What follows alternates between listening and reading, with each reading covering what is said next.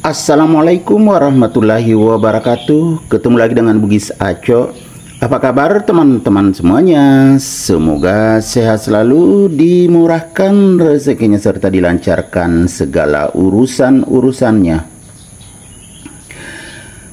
Dan yang terpenting jangan lupa bahagia dan selalu bersyukur. Teman-teman, biasanya saya banyak-banyak mengupdate tanaman aglonema saya yang ada di teras samping, yang ada di teras depan, karena jumlahnya banyak sekali. Namun pada video kali ini saya akan mengupdate lagi tanaman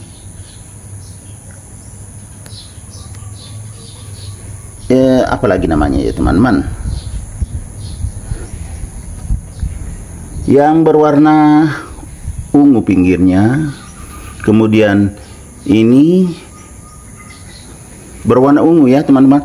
Biasanya ada juga yang berwarna hitam. Nah, baru ingat, Calathea. Jadi Calathea crimson. Kebetulan Calathea crimson saya ini ada 3 jenis. Namun yang 2 jenis, yang black atau yang hitam dan yang silver sudah besar sekali. Jadi saya update ini yang masih di pot kecil teman-teman, karena sangat cantik dan mewah.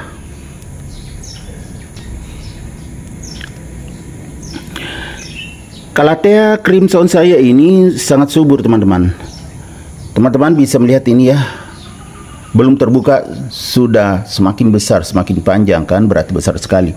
Padahal saya belum ganti pot. Ya, potnya masih kecil, tetapi luar biasa suburnya. Teman-teman lihat, banyak sekali. Saya tidak hitung berapa lagi anakannya karena sudah banyak sekali ya teman-teman. Tapi ya masih sangat subur, bagus pertumbuhannya. Makanya saya belum ganti potnya. Nanti kalau ada kesempatan saya ganti pot ya teman-teman ya. Sangat cantik.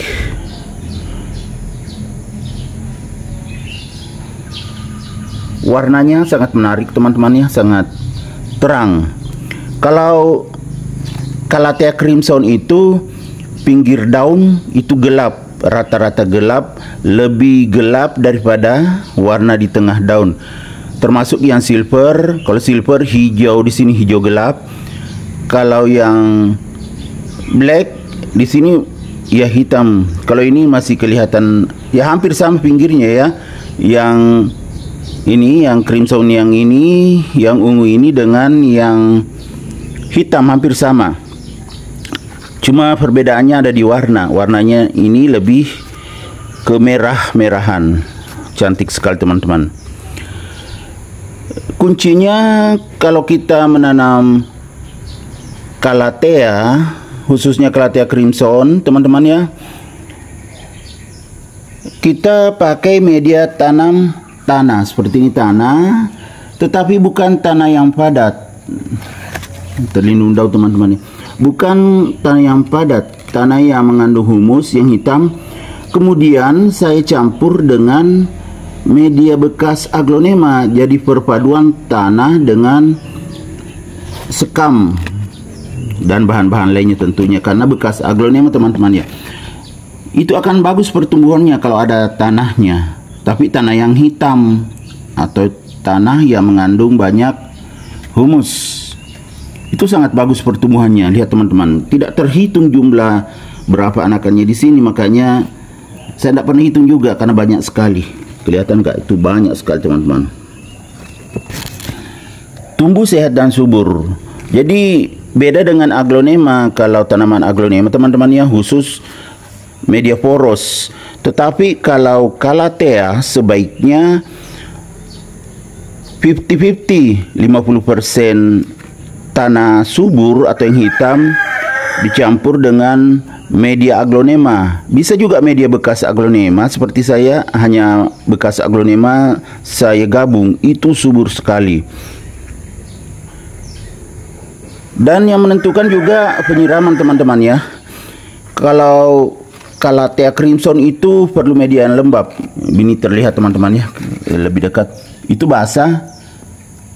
Jadi suka media yang lembab juga seperti aglonema. Cuma bedanya kalau ini tidak terlalu poros, tetapi tidak padat juga karena ada media porosnya, ada juga tanah. Kalau perlu ya jangan sampai kering. Kalau kering medianya itu bisa tergulung daunnya. Ini kan segar sekali, tidak ada yang tergulung karena lembab medianya.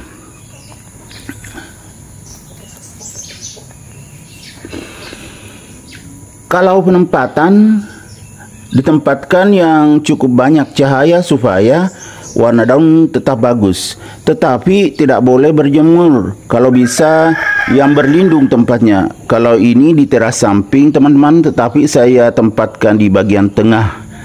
Jadi terlindung dengan aglonema yang besar. Makanya tumbuh sehat dan subur. Tidak boleh terlalu kena atau mendapatkan sinar matahari langsung. Kalau kepanasan bisa tergulung daunnya. Jadi tempatnya yang agak berlindung. Tetapi cahayanya harus cukup. Sirkulasi udara bagus. Itu akan bagus pertumbuhannya. Ini kan di luar rumah, di teras samping, jadi sirkulasi udara bagus. Jadinya seperti ini. Tumbuh sehat dan subur teman-teman. Kalau untuk menambah nutrisinya, karena ini tadi kan sedikit tajam medianya karena potnya kecil. Biasanya saya tambah nutrisi. Kalau saya siram aglonema saya, kalau kebetulan saya campur dengan vitamin B1 atau saya campur dengan air lindi atau POC, biasanya saya siram juga ini. Jadi saya tambah juga nutrisinya. Walaupun pot kecil, tetapi nutrisinya cukup. Dia akan tumbuh sehat dan subur seperti ini teman-teman. Banyak sekali anakannya. Dan sangat cantik ya teman-teman. Bisa diletakkan di teras depan teman-temannya. Asal jangan mendapatkan sinar matahari langsung. Boleh sih, tetapi sebentar aja. Kalau lama itu pasti daunnya akan tergulung karena kepanasan. Karena daunnya sangat tipis teman-teman ya. Beda dengan aglonema, ada yang berdaun tebal. Ini tipis sekali daunnya. Makanya gampang tergulung daunnya kalau kepanasan. Jadi sebaiknya ditempatkan tempat yang berlindung, tetapi sirkulasi udara bagus. Cantik sekali.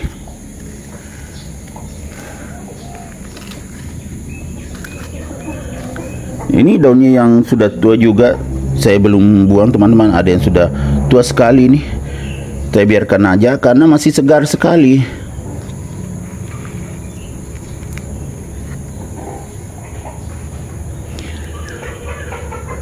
Oke teman-teman, demikian video saya kali ini. Semoga bisa menghibur, bisa menginspirasi, bisa mengedukasi, serta menjadi rekomendasi bagi teman-teman semuanya, khususnya pecinta tanaman hias. Sampai jumpa kembali pada video-video saya selanjutnya. Assalamualaikum warahmatullahi wabarakatuh. Bye-bye.